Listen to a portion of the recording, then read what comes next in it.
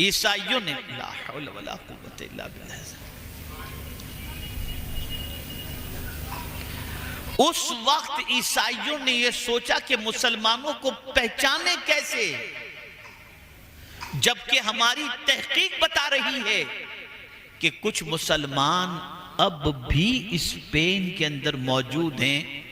तो एक तरीका उन्होंने सेट किया और वो तरीका ये था कि बीच चौराहे पर एक पानी का मटका रख दिया,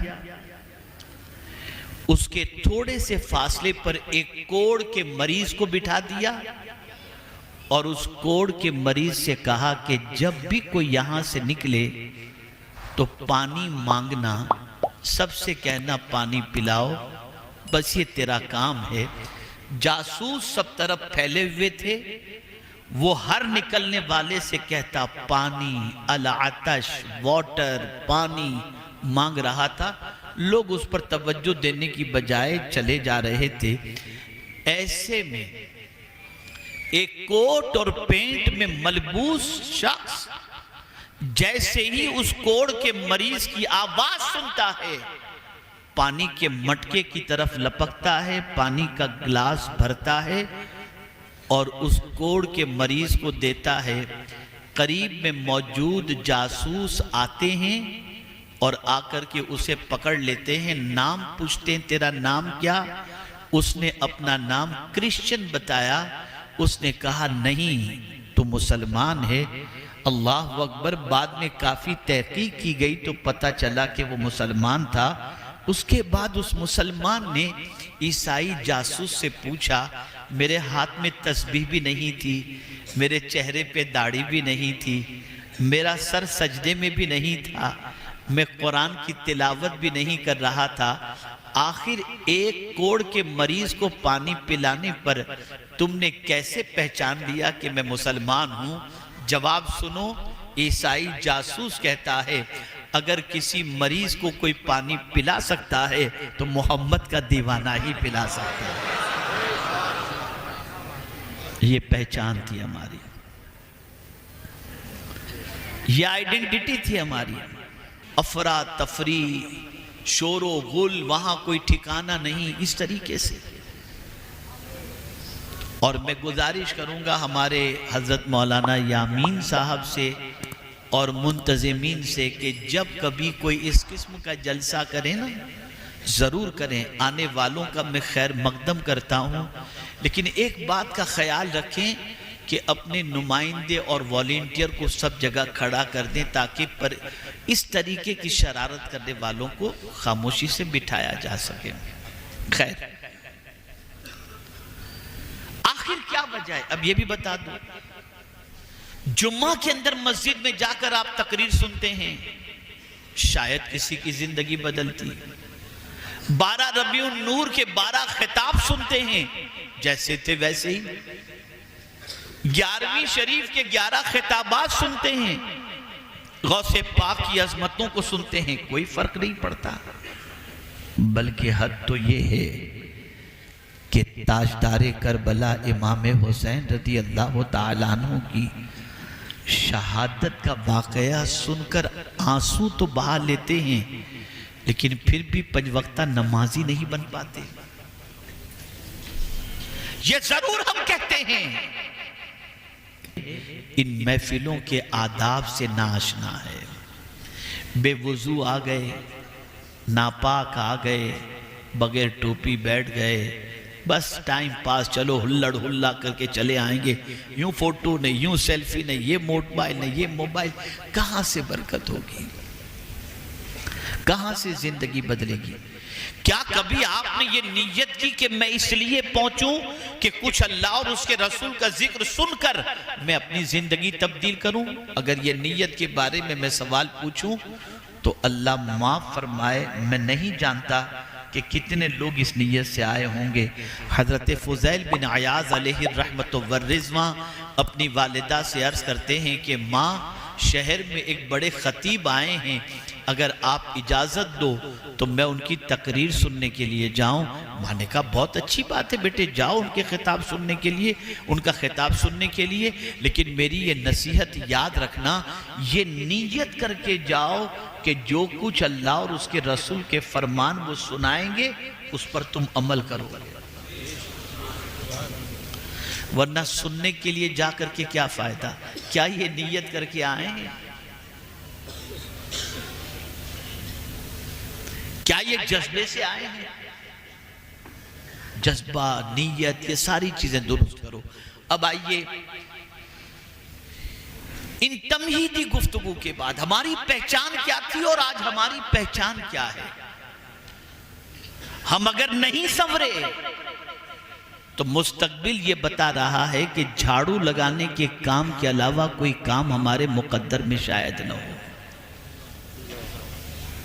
अगर आज हम नहीं सुधरे तो मुस्तकबिल के अंदर वकार की कुर्सी और इज्जत की कुर्सी पर कोई हमें बिठाने के लिए तैयार। अपने बच्चे को अच्छी तालीम दिला देता है और बच्चे को जॉब मिलती है तो पहले बच्चा कहता है अब्बा ये मोहल्ला छोड़ो, कहीं और जाएं, ऐसा न हो कि हमारी नस्लें बिगड़ जाएं।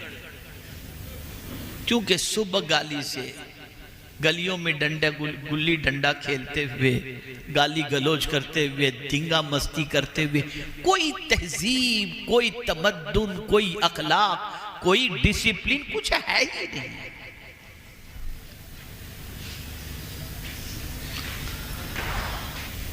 क्या यही हमारी पहचान थी? नहीं। आइए मैं आपको पहचान बताऊं। कमोबेश 800 साल पहले बगदाद की सरजमीन पर फ्रांस का एक नौजवान, नाउम्मीद नहीं है, मैंने कई ऐसे नौजवान देखे हैं जो आज ऐसे ही फुदकते नजर आते थे, लेकिन अल्हम्दुलिल्लाह आज उनकी जिंदगी इतनी संजीदा है कि उनकी जिंदगी को देख करके रश्क आता है, मायूस नहीं। बगदाद की सरजमीन पर फ्रांस का एक तालिब इल्म आता है यूनिवर्सिटी का जायजा लेने के लिए कि जरा देखूं तो सही कि यहां की यूनिवर्सिटी का तालीमी मेयार क्या है। बगदाद की सरजमीन पर जब जैसे ही वो पहुंचा, बगदाद की गली में घूमने वाले नौजवानों जरा सुनना गौर से, बगदाद की गली में घूमने वाले चंद नौजवानों ने जब उस अजनबी को देखा और महसूस किया कि ये बाहर का कोई आया हुआ है, तो उससे मिले और उसको पूछा कहां से आए हो? उसने कहा फ्रांस से आया हूं। कैसे आना हुआ? कब बस यूनिवर्सिटी का जायजा लेने के लिए आया हूं ताकि मैं एडमिशन लगाकर या काला कोट पहनकर घूम रहा हूं कोई, तो हम पहचान होती है और पहचान करानी नहीं पड़ती, लिबास से आदमी पहचान। बेटा बैठ जाओ, बेटा बैठ जाओ, या अल्लाह। लिबास से आदमी पहचान लेता है। आपके चेहरे पर दाढ़ी है, सर पर टोपी है, तो देखकर आदमी पहचान लेगा ये मुसलमान है, फौरन कहेगा अस्सलाम वालेकुम।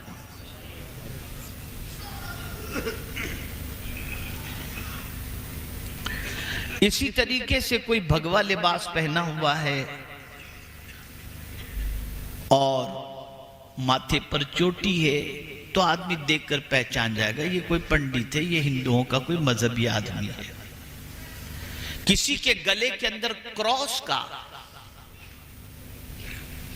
चेन या पेंडेंट है तो देखकर आदमी समझ जाएगा कि ये ईसाई है। पता चला हर एक की कुछ न कुछ पहचान है। तवज्जो चाहूंगा। अब मैं आपसे पूछना चाहता हूं, माजी में हमारी पहचान क्या थी और आज हमारी पहचान क्या है? पहले लोग कैसे पहचानते थे कि हम मुसलमान हैं और आज लोग कैसे पहचानते हैं कि हम मुसलमान हैं? आज अगर जाहिल कोई नजर आए तो आदमी कहता है ये मुसलमान होगा।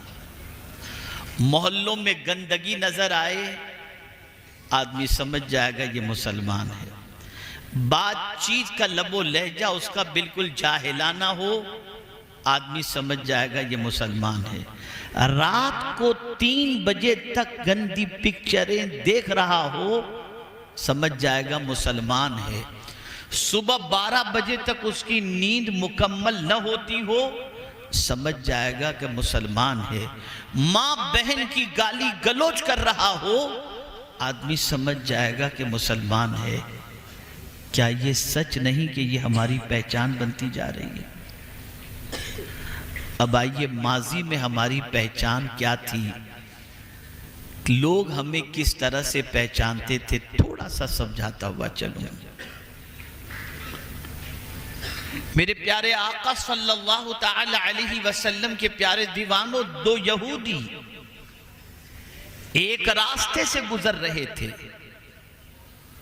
और बीच रास्ते में एक पत्थर पड़ा हुआ था। उस पत्थर को देखकर